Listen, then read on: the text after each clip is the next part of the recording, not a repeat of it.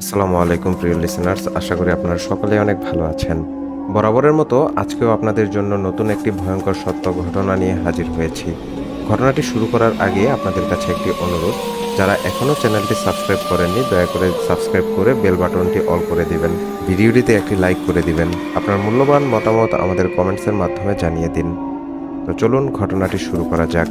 একটা কথা বলে রাখি, আমি একজন তুলা রাশির জাতক। ঘটনা ১, মার্চের 18 তারিখ 2016 সাল। দিনটি ছিল শুক্রবার। অন্য দিনের মতো সেই দিনটিও স্বাভাবিক ছিল। দুপুর 12টায় হঠাৎ এলাকার এক ছোট ভাই ফোন করে বলল, ভাইয়া দুপুরে একটু সাভার ঘুরতে যাব, ফ্রি থাইকেন। বলেই ফোনটা রেখে দিল। যেই কথা সেই কাজ। জুম্মার নামাজের পর সে তার বউ আর শালিকে নিয়ে হাজির আমার বাসায়। আমরা দুইটি মোটরসাইকেল নিয়ে ঘুরতে গেলাম সাভারে। সারাদিন অনেক আনন্দ করে সন্ধ্যায় ফিরেছি। ঘটনার শুরু এখান থেকেই। সাভার থেকে রওনা দেওয়ার সময় আমি ছোট ভাইকে বলি, ভাই তুই আস্তে ধীরে আয়। আমি তোর শালিকে নিয়ে দ্রুত চলে গেলাম। ওকে মিরপুর 14তে ড্রপ করে আমি ভেতরে বাউনিয়া হয়ে একটি জরুরি কাজ শেষ করে উত্তরায় যাব, এই বলে রওনা দিলাম। পুরো সময়টা ভালোভাবেই বাইক চালাচ্ছিলাম। রাত আনুমানিক 7টা 15 মিনিটের মতো হবে। আমি গাবতলী পার হয়ে টেকনিক্যালের দিকে ঢুকেছি। বাইকের গতিও মোটামুটি 70-এর অধিক।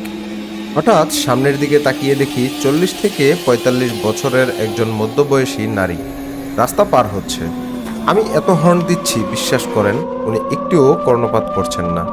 1 সেকেন্ডের ভেতরে ভেবে ফেললাম কি হতে যাচ্ছে আমার সাথে। ডানে প্রাইভেট কার, বামে বিশাল বড় লরি। কোথায় যাব কি করব বুঝে উঠতে পারছিলাম না। চিন্তা করতে করতেই সজোরে একটি ধাক্কা। হায় হায়, এটা কি হলো? দেখলাম সামনে তো কিছুই নেই। তাহলে কিসের সাথে ধাক্কা খেলাম? কেউ তো নেই ওখানে। বুকের ভেতরটা কেঁপে উঠল। লুকিং গ্লাসে তাকিয়ে দেখলাম পেছনেও কেউ নেই। বুকের ভেতরে একটা বিশাল ভয় নিয়ে আস্তে ধীরে মিরপুর 14তে পৌঁছে গেলাম। বাইক থেকে নামার পর মনে মনে ভাবছিলাম, আমার মনে হয় হ্যালুসিনেশন হয়েছিল। ভাবতে ভাবতেই ছোট বোনটি বলে বসলো, ভাইয়া যার সাথে আমাদের বাইক ধাক্কা লাগলো উনি হঠাৎ করে কোথায় হারিয়ে গেল? আমি অবাক দৃষ্টিতে ওর দিকে কিছুক্ষণ তাকিয়ে রইলাম আর বললাম, তুইও দেখেছিস? ছোট বোনটিকে বিদায় দিয়ে আমি উত্তরার দিকে চলে গেলাম। রাত আনুমানিক 11:30টার দিকে বন্ধুদের সাথে আড্ডা শেষ করে বনানীতে নিজের বাসার উদ্দেশ্যে ফিরছিলাম। ঘটনা 2, উত্তরা থেকেই প্রচণ্ড গতিতে বাইক নিয়ে ফিরছিলাম বাসার উদ্দেশ্যে। স্পষ্ট মনে আছে, কাওলা বাস স্ট্যান্ড পার হয়ে 200 মিটার যেতেই আবারও সেই 40 থেকে 45 বছরের মধ্যবয়সী মহিলা সামনে পড়ল। কিন্তু এবার বাইকের গতি এতই বেশি ছিল যে আমি ভেবে পাচ্ছিলাম না কি করব। নজরে আবারও ধাক্কা। অবাক হয়ে দেখলাম এবারও কিছু নেই। কার সাথে ধাক্কা খেলাম? আবারও প্রচণ্ড ভয় নিয়ে বাসায় ফিরলাম। এবার ব্যাপারটা আমার কাছে খুব অস্বাভাবিক লাগতে শুরু করলো। কিন্তু আসলে ওখানে কিচ্ছু ছিল না। বাড়িতে ফিরে এসব কথাই ভাবছিলাম। বাবা মা জমি জায়গা সংক্রান্ত কাজে আমাদের গ্রামের বাড়ি চুয়াডাঙ্গাতে গিয়েছেন। রাতে আমারও যাবার কথা ছিল, কিন্তু মানসিক অবস্থা এতটাই খারাপ ছিল বুঝেই উঠতে পারছিলাম না কি করব। যাই হোক, রাত 1টা 20 মিনিটে বনানী থেকে এবার বাইক রেখে প্রাইভেট কার নিয়ে চুয়াডাঙ্গার উদ্দেশ্যে রওনা হলাম এবং আল্লাহর রহমতে সকালবেলা বাড়িতে পৌঁছে গেলাম রাস্তায় কোনো ধরনের সমস্যা ছাড়াই। শনিবার সারাটি দিন খুব আনন্দে পরিবারের সাথে কাটালাম। পরের দিন মানে রবিবার খুব সকালেই ঘুম থেকে উঠে পড়লাম। মাঝখানে একটি কথা বলে রাখা দরকার। খুব ছোট থেকেই আমার পুকুরে মাছ ধরার নেশা ছিল। রবিবার সকাল 11টায় মাছ ধরার সরঞ্জাম অর্থাৎ হুইল নিয়ে বাড়ির পেছনের পুকুর পাড়ে যেয়ে বসলাম। অনেকক্ষণ ধরেই বসে আছি, কিন্তু মাছ আর উঠছে না। দুপুর গড়িয়ে এদিকে বিকেল হয়ে গেল। হঠাৎ গ্রামের এক ছোট ভাই, যে পেশায় একজন ভ্যান চালক, পেছনে এসে বসলো এবং বলল, ভাইয়া 4টার সময় আসতে বলেছিলেন, ইন্ডিয়ার বর্ডারে যাবেন না ঘুরতে? আসলে আমাদের গ্রামের বাড়ি চুয়াডাঙ্গা হবার কারণে সব দিকেই ইন্ডিয়ার বর্ডার। যাই হোক, আমি ছোট ভাইটাকে বললাম, তুই এখানে বস, আমি এখনই উঠব। এই বলতে বলতেই ছিপে বড় বড় 3টি মাছ ধরা পড়ল। মন আনন্দে ভরে উঠল।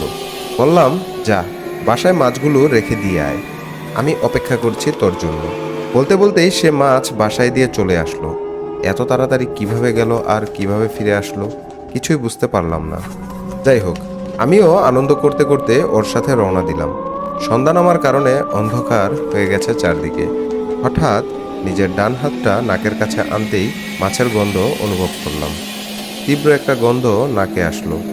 পরক্ষণেই মনে হলো আমি তো মাছ ধরে হাত ধুতেই ভুলে গেছি। যাই হোক, বর্ডার দেখে বাড়ি ফেরার সময় ভাবছিলাম অনেক রাত হয়ে গেছে। ঘটনা ৩। রাতে গ্রামের রাস্তা খুব বেশি একটা নিরাপদ নয়।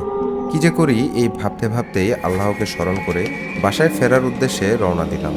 তখনও বুঝতে পারিনি রাস্তায় আমার জন্য কি অপেক্ষা করছে। ৬ কিলোমিটার রাস্তা এভাবেই যেতে হবে। ঘন অন্ধকার চারপাশ। কিছু দূর আসতেই গ্রামের শেষ বাজার। বলে রাখা ভালো, আমাদের গ্রামে যাবার আগে আর কোনো বাজার পড়বে না। দেখলাম বাজারে একজন মুরব্বী সিঙ্গারা আর ছোট ছোট পেঁয়াজু বানাচ্ছে। আমি ভ্যান চালককে নিয়ে কিছুটা খেয়ে নিলাম। জানতাম এসব খাবার আমার আম্মুরা খুব পছন্দ করে, তাই কিছুটা সাথে নিয়েও নিলাম। সারা রাস্তা ঘুটঘুটে অন্ধকার, কিছু দেখা যায় না। দুই পাশে বিলের পানি থই থই করছে, আর মাঝখানে পিচ ঢালা পথ যা দিয়ে আমি এগিয়ে চলেছি। সিগারেট খেতে খেতে ভ্যানে পা ঝুলিয়ে যাচ্ছিলাম। মোবাইলের চার্জ কম থাকায় সেদিন খুব বিরক্তও লাগছিল। ফ্ল্যাশ লাইটের আলোয় অন্ধকার শুনশান নিস্তব্ধ গ্রামের রাস্তায় শুধু আমি আর ভ্যান চালক। আরেকটা কুকুরও চোখে পড়ছে না। ভ্যান চলছে তার আপন গতিতে, চলছেই তো চলছে। রাস্তা যেন শেষ হবার নয়। হঠাৎ আমি ভ্যান চালককে জিজ্ঞেস করে বসলাম, কিরে ইনু, গ্রাম আর কত দূরে? ইনু বলল, এই তো আর কিছুক্ষণ। ইনু, সিগারেট খাবি? না ভাই, আপনি শেষ করেন। এত সিগারেট খাওয়া ভালো না। বুঝলাম না ইনুর আজ আবার কি হলো। ফ্ল্যাশ লাইটের আলোয় রাস্তার দিকে তাকিয়ে দেখলাম ভ্যানে আমি পা ঝুলিয়ে বসে আছি, তার একটা স্পষ্ট ছায়া লক্ষ্য করা যাচ্ছে, কিন্তু ইনুর কোনো প্রতিচ্ছবি বা ছায়া চোখে পড়ছে না। কৌতূহল নিয়ে আমি ইনুর পায়ের দিকে লাইট মারতেই যা দেখলাম তা দেখার জন্য আমি সত্যিই প্রস্তুত ছিলাম না। দেখলাম ইনুর কোনো পা দেখা যাচ্ছে না, প্যাডেল যেন একা একাই ঘুরছে। কয়েক সেকেন্ডের জন্য আমি স্তব্ধ হয়ে গেলাম। বুকের ভেতরটা ছেদ করে উঠল। ঠান্ডা একটা শিহরণ শিরদাঁড়া দিয়ে বইতে লাগলো। ভ্যান চলছে তার আপন গতিতে। দুই পাশে বিল, আর রাস্তার ধারে সারি সারি বাবলা গাছ। এক মুহূর্তেই দেখলাম ভ্যানটি রাস্তার মাঝে দাঁড়িয়ে গেল। আমি কিছু বুঝেও না বোঝার ভান করলাম। কি হয়েছে ইনু? ইনু ভ্যান থেকে নেমে আমার দিকে তাকাতেই আমি যা দেখলাম তা এক সেকেন্ডের জন্য মেনে নিতে পারছিলাম না। এলোমেলো চুলে সেই মধ্যবয়সী মহিলা এক ভয়ঙ্কর দৃষ্টিতে আমার দিকে তাকিয়ে আছে। ভয়ে আমার গলা শুকিয়ে যাচ্ছিল।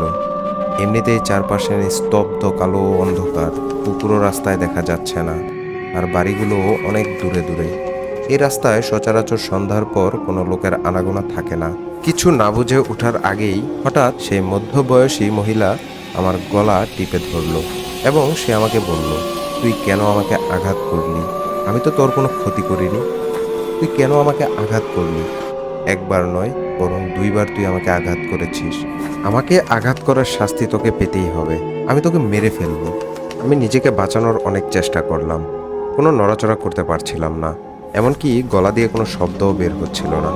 তখন আমি প্রাণপণে নিজেকে বাঁচানোর চেষ্টা করে ব্যর্থ হয়ে একসময় জ্ঞান হারালাম। পরের দিন নিজেকে আবিষ্কার করি ছোট চাচার বিছানায়। পাশে সবাইকে দেখে জিজ্ঞেস করলাম, আমি এখানে কিভাবে? আর ইনু কোথায়?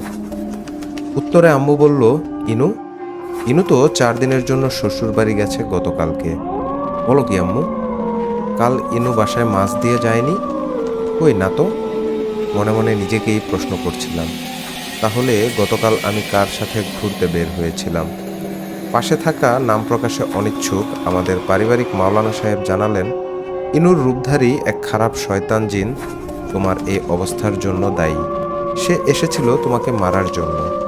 তোমার সাথে থাকা ভালো কিছু জিন ওই শয়তানকে বিতাড়িত করে তোমাকে উদ্ধার করেছে। এখন আর চিন্তার কারণ নেই। এই বলে উনি কিছু দোয়া দরুদ করে আমাকে ফু দিলেন, আর আব্বু আম্মুকে বললেন একা একা ছেলেকে কোথাও যেন না ছাড়ে। আলহামদুলিল্লাহ, সেদিনের পর থেকে এখন পর্যন্ত আমি ভালো আছি। আমার সাথে এরকমের আর কোনো অপ্রত্যাশিত ঘটনা ঘটেনি। এই ছিল আজকের ঘটনা।